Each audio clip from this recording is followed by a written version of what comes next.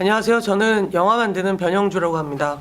낮은 목소리 3부작을 비롯한 다큐멘터리와 화차를 비롯한 극영화를 만들었고요. 사실은 노는 날이 더 많지만 영화를 만들고 있는 건 맞습니다. 저는 연기라는 노동을 하고 삽니다. 제 몸뚱아리를 움직여서 먹고 사는 육체 노동자입니다. 안녕하세요. 저는 만화가 겸 수필가 김보통이고요. 예술 문학에 종사하는 노동자면서 정규직 근로자들을 고용해서 일을 하고 있는 고용주이기도 합니다. 네, 안녕하세요. 정의당 당대표 이정미입니다. 지금 20대 국회에서는 환경노동위원회에서 일을 하고 있고요. 노동이 당당한 나라를 만들기 위해서 오늘도 힘차게 달리고 있습니다. 안녕하십니까. 글 쓰는 노동을 하고 있고 방송 노동을 하고 있고 허중이라고 합니다. 저는 연기를 하는 박철민 배우입니다. 영화 배우입니다. 탤런트입니다. 연극도 합니다. 많이 합니다. 그런 것 같아요. 그러니까 저는 21세기에 들어서 슬퍼진 거는 사실은 그게 화차를 만들고 싶게 된 이유이기도 한데, 그전에는 가진 자, 못 가진 자, 그다음 착취하는 자, 착취받는 자의 어떤 그 전선이라는 게 되게 명백했다고 생각을 해요. 근데 요즘은 내가 너무 힘들고 착취를 받는데 나를 착취하는 그것과 싸우는 것이 아니라 나처럼 착취를 받고 있는 또 다른 누군가와 싸워서 생존자만 올라가는 것 같은, 그것이 이를테면 어떻게 보면 노동운동의 가장 어려워진 점 중에 하나가 아닐까?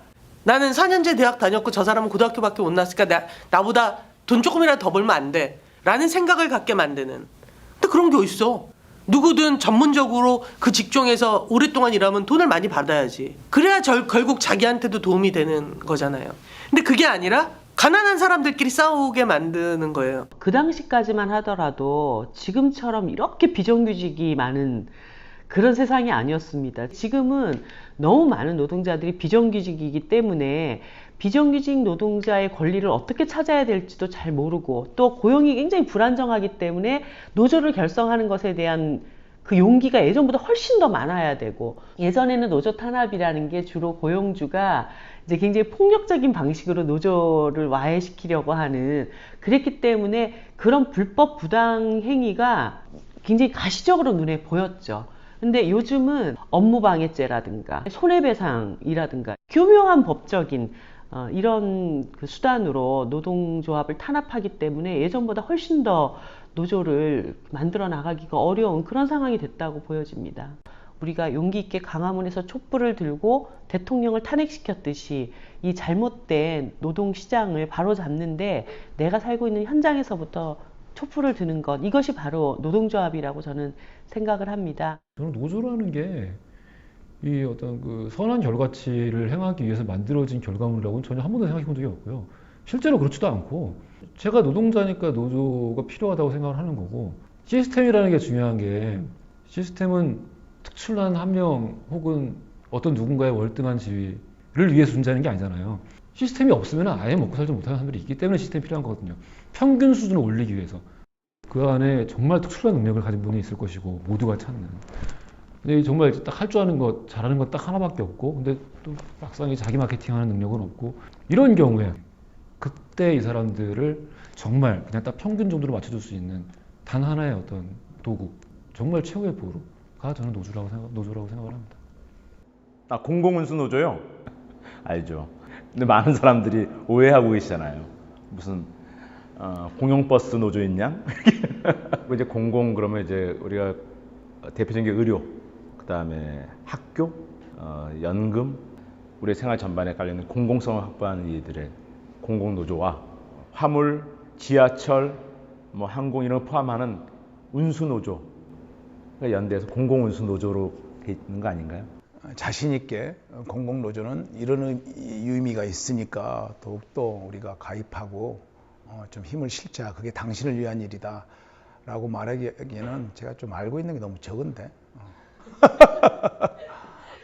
그냥 적당히 하십시오. 함부로 가입하려고 하지 말고 눈치도 좀 보시고, 그래, 정 힘들다, 이거 회사 다닐 수도 없을 것 같다, 그럴 때 들어가시고요.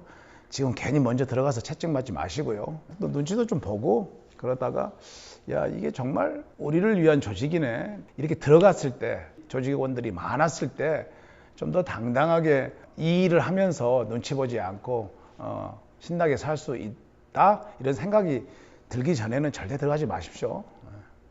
조심하십시오. 저는 노조 가입하는 게 두려우면 하다못해 노동자의 권리에 대해서도 알아보는 게 필요하다고 생각을 하고, 그런데 마침 노조가 있다면 노조에 가입하는 것도 하나의 저는 좋은 방법이라고 생각합니다. 만화가 노조도 마찬가지고 어시스턴트 노조도 생겼으면 좋겠어요.